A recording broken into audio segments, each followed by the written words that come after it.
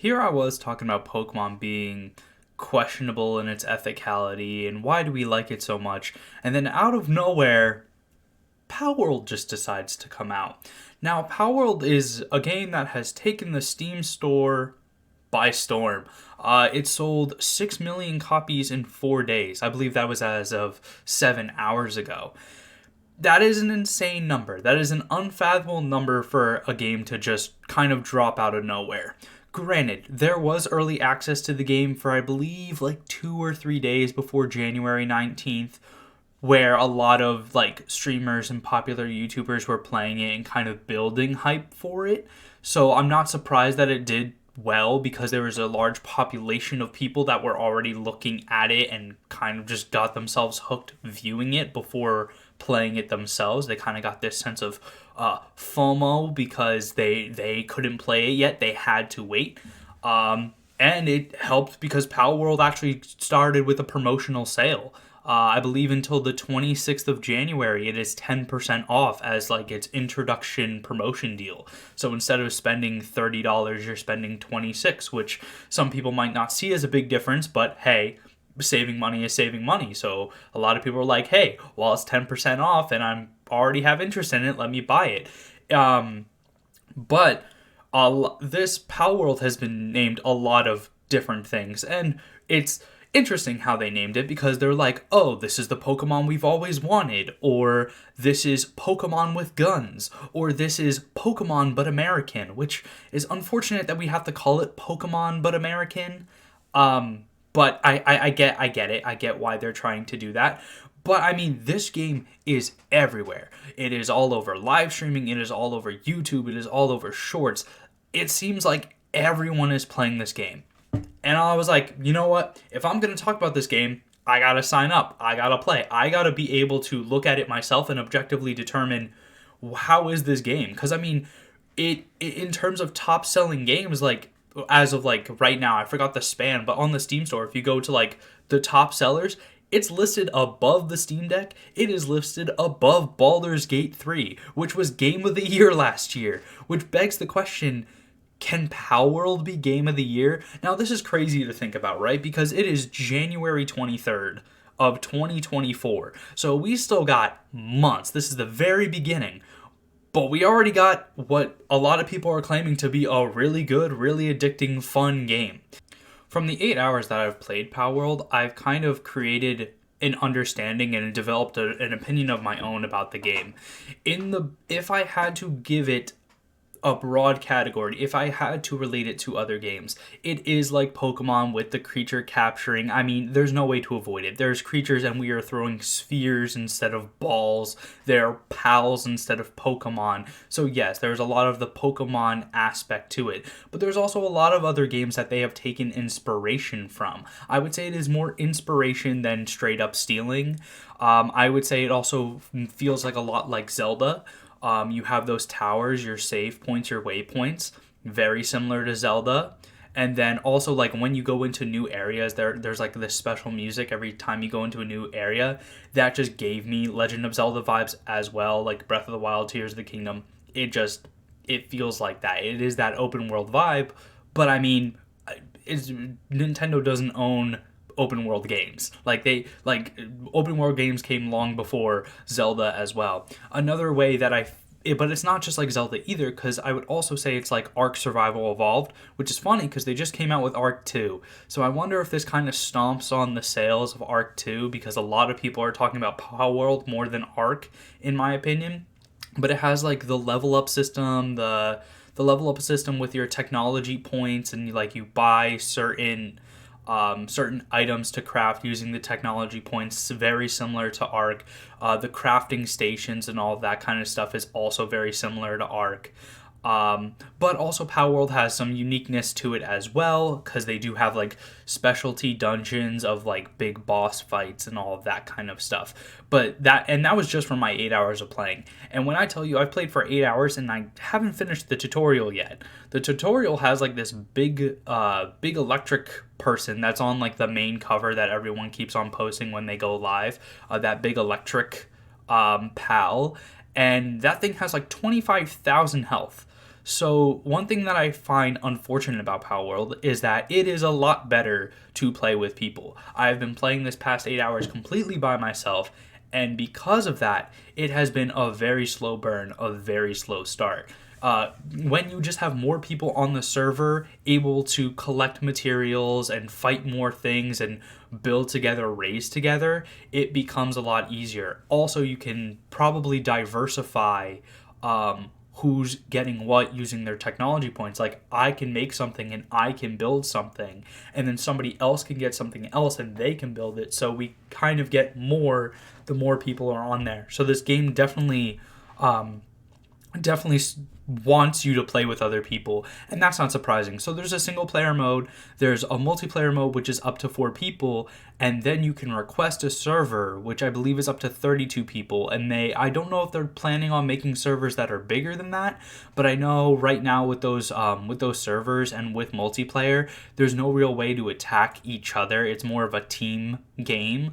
But I heard Palworld is working very hard to try to make clans, factions, guilds, so there will be PvP available. And then we run into a world similar to Rust. So like this, Palworld really adopts a lot of things from a lot of games of what they have done well and tries to mash them all into one, which overall I think they've done a pretty good job. Another thing that, like, little issues, but yet again, the game has been out for 4 days, so I'm sure they will get patched. I'm so sure they will get fixed. But in the 8 hours of playing, I have found a couple things that have been a little tedious and made me a little frustrated.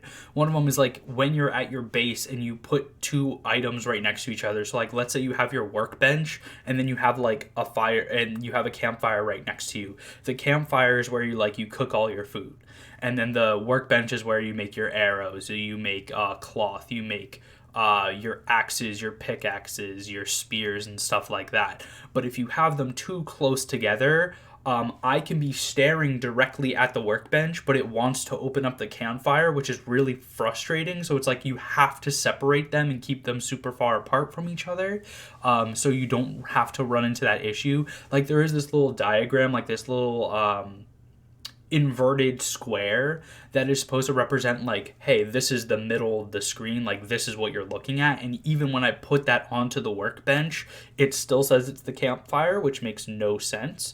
So there's a little issue in that mechanic, but yet again, it's fixable. That is user error on my end. I could have just broken it and moved it over, and then it's not that big of a deal. There's raid systems, so if you stay in your base for too long, whether a group of pals come at you or a group of like bad guys, I forgot what their names were already, but if a group of bad guys decide to raid your base, you have to kill them. It is basically kill. I don't think you can really rationalize it as knocking them out. So you have to kill them. And then all the pals that are on your base will help you, but then you can also do it as well. That is a very clunky system. I don't think the NPCs really know what they're doing. I've already exploited this system pretty well, because I positioned my first base on a hill, and they come from far away and move in, and the NPCs are too dumb to climb up the hill, so then I can just pick them off from above the hill. So I hope they fix that. I mean, they did fix that with one of the pals. I had a pal raid, and they just had a teleport ability, so they teleported to my base, on my base, and it was just immediate combat. I think that's a good temporary solution until they figure out how to make the NPCs smart enough to actually do the things they are supposed to do. Another kind of leading into the NPCs being dumb, there are like bad guy bases that you can go into, and sometimes they kidnap and like put pals in cages, and you have to eliminate all of the bad guys, and then you can open up the cage, and then you get to keep whatever pal was in there. I have already found the simple exploit to that, which is basically while they're attacking your pal, you just walk around behind them, go to the gate, open up the gate, take the new pal, and then leave. Like, you don't have to fight them, which I think is a very disservice. I think it would make more sense for the game making you have to defeat them all, and then like one of them drops a key, which then allows you to open the cage. But it allowed me to open the cage straight up, which I think is kind of sad. But hey, I'll take it. Because I ended up getting like a level 24 PAL when I was level 12.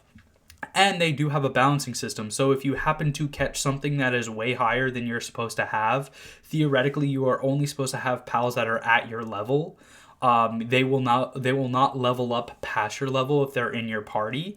So like I caught something that was I got something from the caves that was level 23, but I was only level 13. So it scales down to 13. It is still 23, but it scales down to 13, and then it will just once I reach level 23, then it'll act like a 23, but right now it is acting like my level, which I think is a really good touch in order for that grindiness of the game to go in. And the game is grindy at times. Like you have various different things. You can go dungeon hunting, or you're going mining for stone, getting wood, getting ore, getting the pal fragments. So yeah, there's a lot of stuff to do. Like you have to really diversify what you're doing. Am I going out to catch pals? Am I going out to do some mining? Am I going out to do some dungeons? You can't really do it all at once, especially not in the beginning when you don't have a lot of space in your like backpack thing. But there has also been a lot of controversies with Palworld, which is its whole other separate thing. But I do want to just touch on it a little bit. Just within the 4 days of it being out, people are claiming that the pals are too similar to Pokemon and that they're like stealing assets and stuff. Which, I mean, they haven't openly came out and said if they were or not. I doubt they would. But even then, so it's like you can take inspiration from Pokemon and not completely steal them. Also, like, Pokemon are based on real life creatures, and these pals are based on real life creatures, so there's going to be some commonalities. If I make a sheep, it is going to look like a sheep. So the Lamball in Palworld is going to look somewhat similar to a Wooloo in Pokemon. And that's just the way it is. But some people are claiming that it's a little too similar. Like, if you put the models side by side, they're just too similar, which then I guess it's up to your personal opinion. If that bothers you that much, then I mean, it's as simple as don't buy the game and don't support it. But overall, I haven't seen it being that bad. I feel like they are trying to make their own thing. They have also been claimed that they're using artificial intelligence in their game, which a lot of people don't like. Artificial intelligence is like this huge buzzword now, and every time somebody hears artificial intelligence, they're like, "Oh no, stealing assets! Oh no, you're taking away from actual people getting jobs." I get it. I do 100% get it. Even if they are using AI, I don't think they're using it in a way that like makes it so there are less workers, or they're like taking away like the AI in the game, if there is only trying to help the game. It is not trying to hurt the game, and it is not trying to hurt the people in real life or make their life harder in some type of way. Now, another big controversy that came out recently was there was somebody that posted, I believe on Twitter, in various platforms, but I remember it specifically from Twitter, that they're already modding the game. So somebody already did a retexture skin of making them look like Pokemon. So the analogy I made before of Wooloo and Lamball kind of looking the same, they just took the asset from Pokemon of Wooloo and put it in Palworld and made Lamball Wooloo, which then you are genuinely stealing assets. There's no way around it. And like, mods steal assets all the time, but you're really not supposed to make mods. So like, I believe the person that already created it is already getting the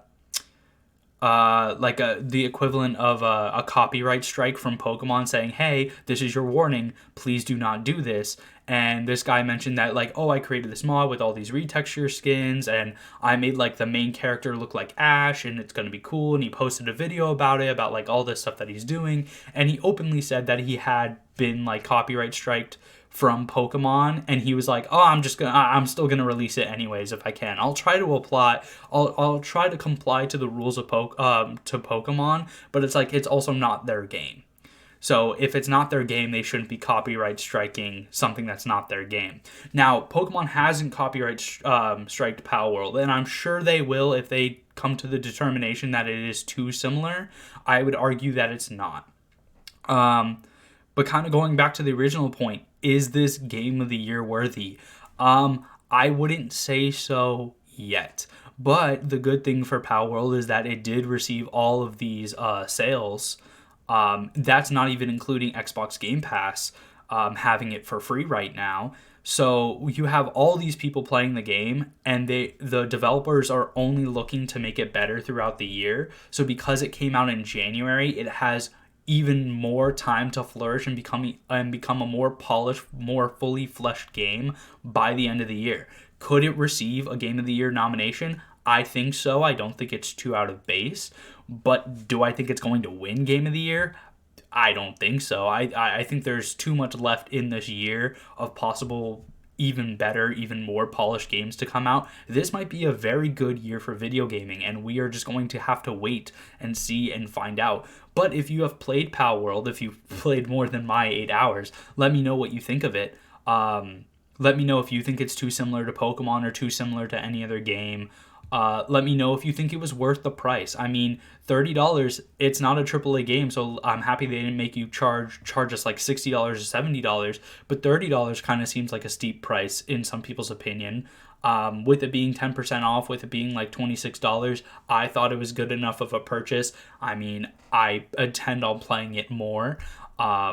So I think I'm getting my value out of it, but you'll have to let me know what you think. So yeah, let me know, and I'll catch you on the next one.